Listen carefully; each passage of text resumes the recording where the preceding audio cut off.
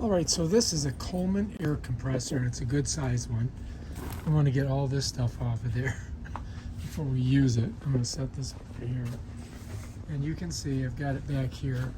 I've got this hooked to it. And over here you see the pressure gauge. It tells you how much pressure you got in it. If you look, it says off and on. And then right here on the side, which is not very intuitive, is the switch. So to turn it on, you've got to flip it this way. And that's going to fill up. And I've got to pump up a tire. So I've got to get it up to about 60 pounds per square inch. And so I'm just going to go ahead and flip that baby on. But I got to make sure it's plugged in first.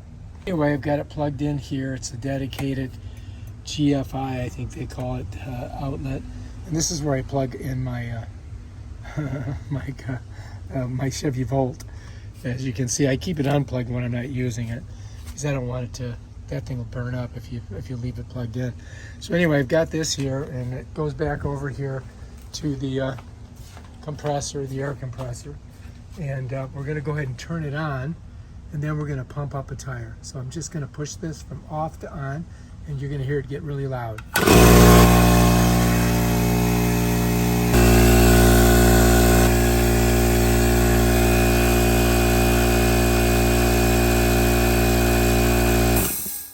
Bam, we got enough pressure in there, we're ready to go.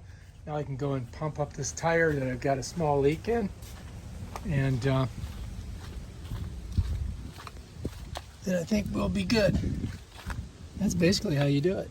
I just got enough, look, I just got enough room for this. There we go.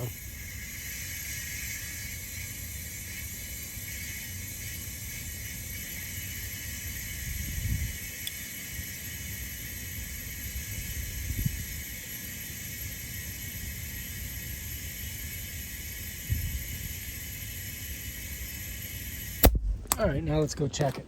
All right, so anyway, I need about 33 on here, so let's see what we get.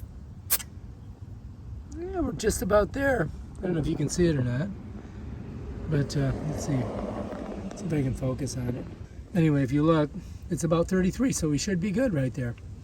All right, that's how you do it.